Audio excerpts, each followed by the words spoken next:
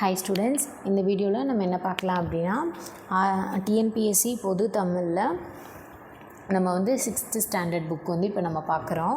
Okay, so அதில் இயல் 1ல் உரைநடை இருக்குது. வளர்த்தமிழ் அப்படின்ற உரைநடை தான் வந்து நம்ம இப்போ பார்க்க போகிறோம்.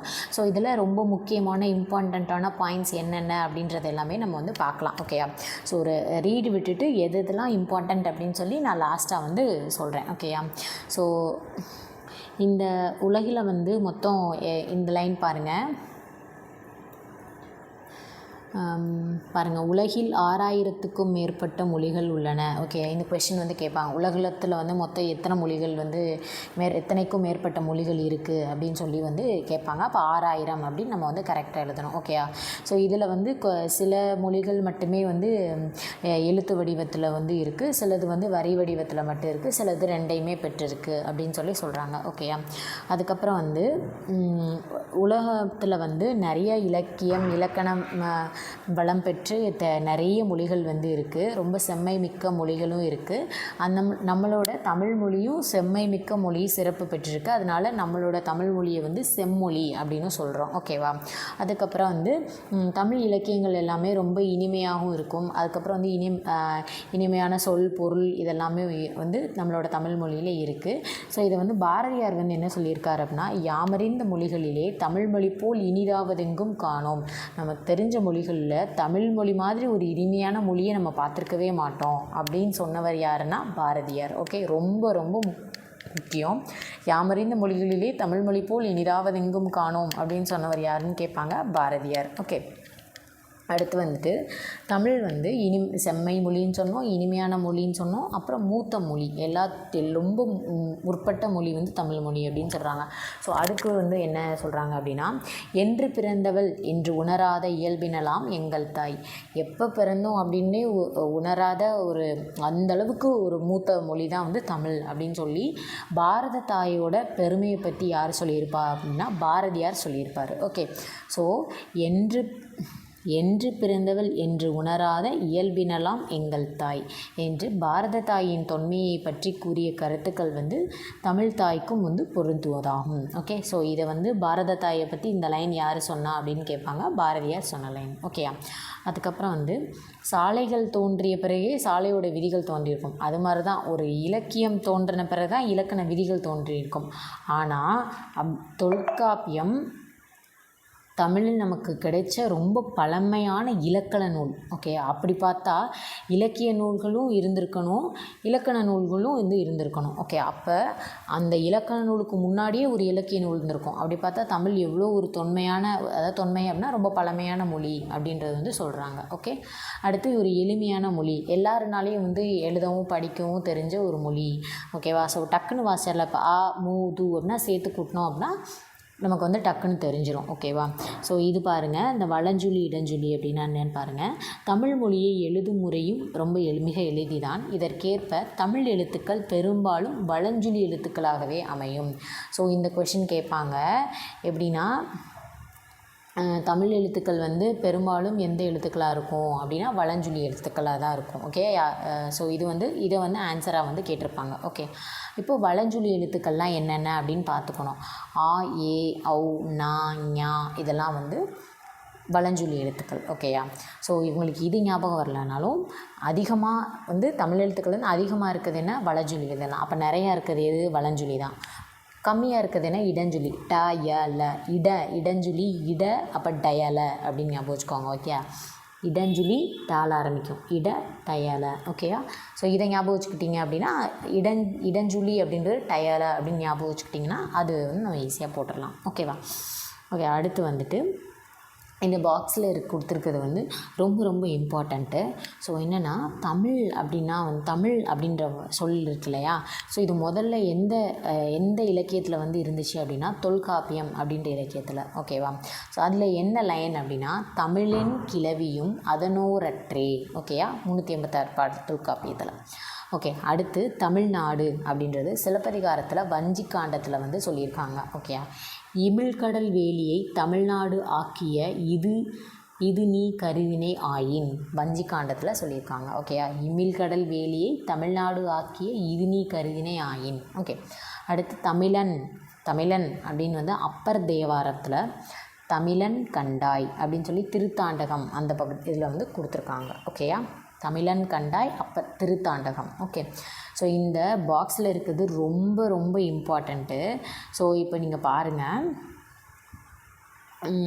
இப்போ தமிழ், இப்போ இது வந்து கொஞ்சம் இது உங்களுக்கு வந்து கன்ஃபியூஸ் ஆகலாம். ஓகேயா, ஸோ இப்போ தமிழ் அப்படின்றது தமிழன் அப்படின்னா ஒரு வேளை சேர்த்து இருக்குது அப்படின்னு நீங்கள் நினச்சிக்குவேன். தமிழன், ஓகேயா, தமிழன், இதை ஞாபகம் வச்சுக்கோங்க. இங்கே தமிழன் அப்படின்னா லன் அப்படின்னு வந்துடும். இந்த லென் அப்படின்னா தொல்காப்பியத்தோடது. தொல்காப்பியம் ஒத்த கொம்பு இருக்குல்லையா, இங்கே ஒத்த கொம்பு இருக்கா, அப்போ இது தமிழ் அப்படின்றது இந்த வரி கேட்க தமிழ் அப்படின்னா தொல்காப்பியத்தில் இருக்குன்னு உங்களுக்கு தெரியும். இந்த வரி கேட்குறப்ப நீங்கள் கொஞ்சம் கன்ஃபியூஸ் ஆகிடக்கூடாது. ஓகே, அப்போ தமிழன் அப்படின்னா இந்த ஒத்தக்கம் ஞாபகம் வச்சுக்கோங்க, தொல்காப்பியம். ஓகே, அடுத்து தமிழ்நாடு அப்படின்றது சிலப்பதிகாரத்தில் வஞ்சிக்காண்டத்தில் பாடல் ஞாபகம் வச்சுக்கோங்க. இமில் கடல் வேலியை தமிழ்நாடு ஆக்கிய.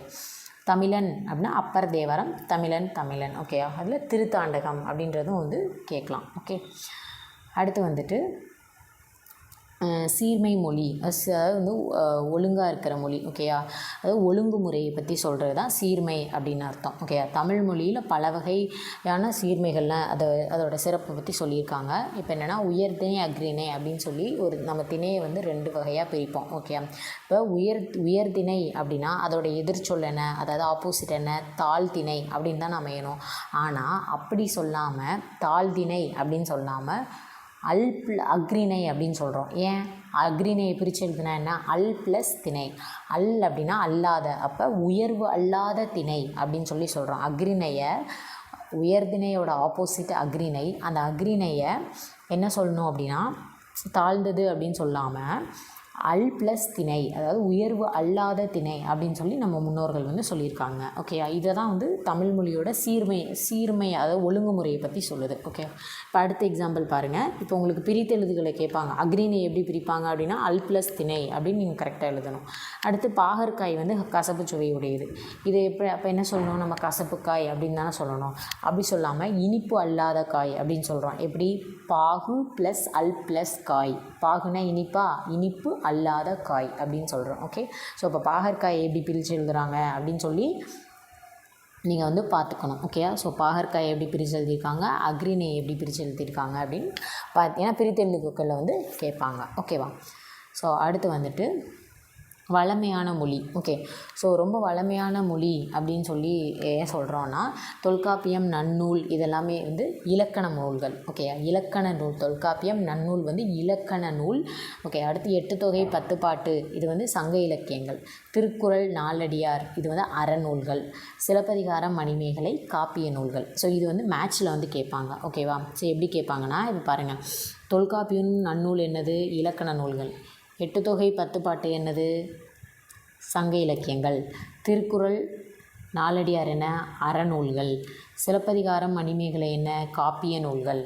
இந்த மாதிரி வந்து கேட்பாங்க. ஓகேவா, ஸோ இது வந்து மேட்ச்சில் கேட்பாங்க, பார்த்துக்கோங்க. ஓகே, அடுத்து வந்து தமிழ் மொழி வந்து சொல்வளம் மிக்கதும், ஒரு பொருள் வந்து பல நிலையில் வெவ்வேறு பொருட்கள் வந்து தரும். ஓகேயா, இப்போ என்னென்னா பூ இருக்குல்ல, அந்த பூவோட ஒரு 7 நிலைகளை பற்றி வந்து நம்ம பார்ப்போம். ஓகேயா, அதாவது என்னென்னா இங்கே பாருங்களேன், கொடுத்துருக்காங்க பாருங்களேன்.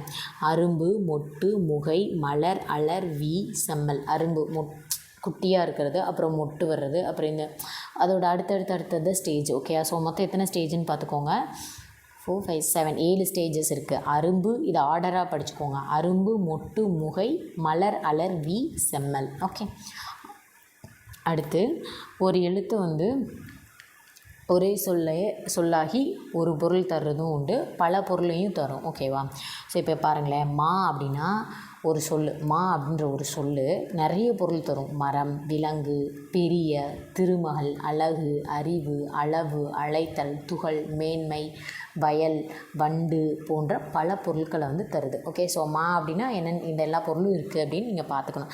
ஏன்னா இப்போ கொஷனில் எப்படி கேட்பாங்கன்னா மா அப்படின்ற பொருள் வந்து இப்போ மரம், விலங்கு, அழகு அப்படின்னு 3 கொடுத்துட்டு இன்னொன்று வந்து வேறு ஏதாவது ஒரு இதோட மீனிங் இல்லாத வேறு ஒன்று கேட்பாங்க. அப்போ நம்ம ஆட் ஒன் அவுட் மாதிரி கண்டுபிடிக்கணும். ஓகேவா, ஸோ அதனால் எல்லாத்தையுமே பார்த்துக்கணும். அடுத்து வந்து வளர்மொழி. தமிழ் வந்து முத்தமிழ் அப்படின்ற சிறப்பு பேர் உண்டு. ஓகேவா, அதாவது முத்தமிழ் அப்படின்னா இயல் தமிழ், இசை தமிழ், நாடக நாடகத்தமிழ். ஓகேவா, அதான் முத்தமிழ். ஸோ இப்போ இயல் தமிழ் என்ன பண்ணும், இசை தமிழ் என்ன பண்ணும், நாடகத்தமிழ்னா என்ன. இயல் தமிழ் அப்படின்னா எண்ணத்தை வெளிப்படுத்தும். ஸோ இது வந்து மேட்ச்சில் கேட்குறதுக்கு வாய்ப்பு இருக்குது. இயல் அப்படின்னா எண்ணத்தை வெளிப்படுத்தும். ஓகேவா. இசை அப்படின்னா இயல் அப்படின்னா எண்ணத்தை வெளிப்படுத்தும் அப்படின்னு எழுதணும். இசை அப்படின்னா உள்ளத்தை மகிழ்விக்கும். ஸோ பாட்டுனாவே நம்மளை சந்தோஷப்படுத்துமா. நாடகத்தமிழ் அப்படின்னா உணர்வில் கலந்து வாழ்வின் நிறை குறைகளை சுட்டி காட்டும். ஸோ இது வந்து பார்த்துக்கணும். இயல்னா என்ன, இயல்னா எண்ணத்தை வெளிப்படுத்தும், இசைனா உள்ளத்தை மகிழ்விக்கும், நாடகத்தமிழ் அப்படின்னா உணர்வில் கலந்து வாழ்வின் நிறை குறைகளை சுட்டி காட்டும். ஓகே. அடுத்து அதே மாதிரி தமிழில் வந்து பல வகையான இலக்கிய வடிவங்கள் வந்து புதுசாக வந்து உருவாக்கியிருக்காங்க. செய்யுள், கவிதை, புதுக்கவிதை, துளிப்பா, இதெல்லாமே வந்து கவிதை வடிவங்கள். ஓகேவா. ஸோ கவிதை வடிவங்கள் என்னென்ன அப்படின்னு பார்த்துக்கணும். செய்யுள், கவிதை, புதுக்கவிதை, துளிப்பா, இது வந்து செய்யுள் வடிவங்கள். ஓகேவா. அடுத்து உரைநடை என்னென்ன அப்படின்னா கட்டுரை, புதினம், சிறுகதை. ஸோ இதுவும் வந்து இந்த மாதிரி இந்த ஆட் ஒன் அவுட்டில் வந்து மாற்றி கேட்குறதுக்கான சான்சஸும் இருக்கும். ஓகேயா. ஸோ இப்போது செய்யுள், கவிதை, புதுக்கவிதை, துளிப்பா, இதெல்லாம் என்ன கவிதை வடிவங்கள். உரைநடை வடிவங்கள் என்னென்ன அப்படின்னா கட்டுரை, புதினம், சிறுகதை, இது வந்து உரைநடை வடிவங்கள். ஓகேவா. அப்புறம் வந்து இப்போ வந்து அறிவு தமிழ், கணினி தமிழ் எல்லாமே வந்து ரொம்ப வளர்ந்துட்டே போகுது அப்படின்னு சொல்லுவாங்க. ஓகே. ஸோ சைடில் ஒரு பாக்ஸ் கொடுத்துருக்காங்க பாருங்கள், ரொம்ப இம்பார்ட்டன்ட், பார்த்துக்கோங்க. ஆல், அரசு, மா, பலா, வாழை, இதெல்லாமே இலைன்னு தான் சொல்லுவோம். ஓகே. தாவரத்தோட இலை பெயர்கள் வந்து கேட்டிருக்காங்க. அரச இலை, மா இலை, பலா இலை, வாழை இலை அப்படி தானே சொல்லுவோம். அகத்தி, பசலை, முருங்கை எல்லாமே கீரை, நமக்கு தெரியும். அருகு, கோரைனா புல், கோரை புல் அப்படின்னு சொல்லுவோம். நெல், வரகு வந்து தாள், மல்லி தலை, சப்பாத்தி கள்ளி, தாளைனா வந்து மடல், கரும்பு நாணல், கரும்பு தோகை அப்படின்னு சொல்லுவோமா. பனை, தென்னை வந்து ஓலை. ஓகே. அடுத்து கமுகு, பாக்கு, இது வந்து கூந்தல், கூந்தல், இது நல்லா ஞாபகம் வச்சுக்கோங்க. ஓகே. அடுத்து வந்து ரொம்ப புதுமையான மொழி அப்படின்னு சொல்லுவோம். ஸோ என்னென்னா இணையம், முகநூல், முகநூல்னா ஃபேஸ்புக், புலனம், குரல் தேடல், குரல் தேடல் அப்படின்னா வந்து வாய்ஸ் சர்ச், தேடுபொறி அப்படின்னா சர்ச் இன்ஜின், செயலி அப்படின்னா ஆப்பு, தொடுதிரை அப்படின்னா டச் ஸ்க்ரீன், இணையம் அப்படின்னா இன்டர்நெட், இந்த மாதிரி சொற்கள் எல்லாமே வந்து இதுக்கு எடுத்துக்காட்டாக வந்து சொல்லலாம். ஓகேயா. ஸோ இதுக்கு வந்து அதாவது ஒரு இங்கிலீஷ் வேர்டாக இருந்துச்சுன்னா அதுக்கு வந்து நம்ம தமிழ்லேயும் நம்ம ஒரு வார்த்தை கண்டுபிடிச்சி நமக்கு புதுமையான வார்த்தைகளுக்கும் நம்மளால் வந்து கண்டுபிடிக்க முடியும் அப்படின்றது சொல்கிறாங்க. ஓகே. அதுக்கப்புறம் வந்து எழுத்து வடிவம் பெறாத நிறைய மொழிகள் இருக்காங்க. இல்லை தமிழ் வந்து வரி வடிவ எழுத்துக்கள் அறிவியல் தொழில்நுட்ப நோக்கிலையும் வந்து பயன்படுத்துகிறாங்க. சயின்ஸ்லேயும் வந்து தமிழ், அதாவது வந்து தமிழ் மொழி வந்து நமக்கு பயன்படுது அப்படின்னு சொல்கிறாங்க. ஓகேயா. ஸோ ஏன்னா வந்து தொல்காப்பியம், நன்னூல் போன்றவை நம் படிப்பதற்காக எழுதப்பட்டவை. ஆயினும் அவை கணினி மொழிக்கும் ஏற்ற நுட்பமான வடிவத்தையும், கணினியிலையும் அதை இது பண்ணுற மாதிரி வந்து இப்போ டெக்னாலஜி இது அதுக்கும் யூஸ் ஆகுது அப்படின்னு சொல்கிறாங்க. ஓகே. ஸோ தமிழ் எண்கள் இதை நம்ம படிச்சிருப்போம். கா, உ, இது நம்ம பார்த்துக்கலாம். 1, 2, 3, 4னா 10 வரை கொடுத்துருக்காங்க. இது என்னன்னு பார்த்துக்கோங்க. ஓகே. ஸோ இந்த பாக்ஸ் வந்துட்டு நான் வந்து இதை தனியாகவே வந்து ஒரு ஷார்ட்கட்டாக வந்து நான் உங்களுக்கு ஒரு வேறு வீடியோ வந்து ஒன்று போடுறேன். ஸோ இப்போ இதில் பார்த்தோன்னா நமக்கு கொஞ்சம் கன்ஃபியூஸ் ஆயிரும். ஸோ அதனால் இப்போ இது வேணாம். ஓகே. ஸோ இந்த நீண்ட காலம் பர்த்டே பிறந்தநாள் வாழ்த்து பாட்டு இருக்குல்ல, இது பாடினது யார் அப்படின்னா அறிவுமதி அப்படின்றவங்க. ஓகே. ஸோ இப்போ வந்துட்டு நம்ம லெசன் முடித்தாச்சு. இது பார்த்துடலாம். புக் பேக்கில் பார்த்துடலாம். சரியான விடையை தேர்ந்தெடுத்து எழுதுக. ஓகே. தொன்மை அப்படின்னா ரொம்ப பழமை. இடப்புறம் அப்படின்றத பிரித்து எழுதணும். இடம் ப்ளஸ் புறம். சீரிழமைனா சீர்மை கூட்டல் இளமை. ஓகே.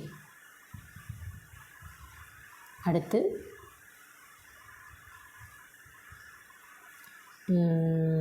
சிலம்பு ப்ளஸ் அதிகாரம், சிலப்பதிகாரம். சிலப்பதிகாரத்தை எப்படி பிரிப்பாங்க? சிலம்பு ப்ளஸ் அதிகாரம். கணினி ப்ளஸ் தமிழ், கணினி தமிழ். தமிழ்மொழி போல் இனிதாவதெங்கும் காணோம், யாமறிந்த மொழிகளிலே தமிழ்மொழி போல் இனிதாவதெங்கும் காணோம் அப்படின்னு சொன்னவர் யார்? பாரதியார். மா அப்படின்ற சொல்லுன்னா விலங்கு. நம்ம ஒரு நிறைய மீனிங்ஸ் பார்த்தோமா. ஸோ மா அப்படின்னா விலங்கு அப்படின்னு அர்த்தம். ஓகே. ஸோ அடுத்து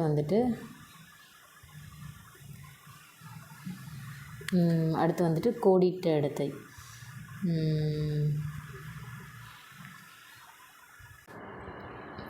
கோடிட்டிடம் நம் சிந்திக்கவும் சிந்தித்ததை வெளிப்படுத்த உதவுவது வந்து மொழி.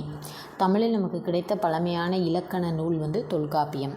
மொழியை கணினியில் பயன்படுத்த வேண்டும் எனில் அது எண்களின் அடிப்படையில். ஓகேவா? ஸோ வந்து எண்களின் அடிப்படையில் வந்து மொழியை பயன்படுத்தணும் அப்படின்னா அது வந்து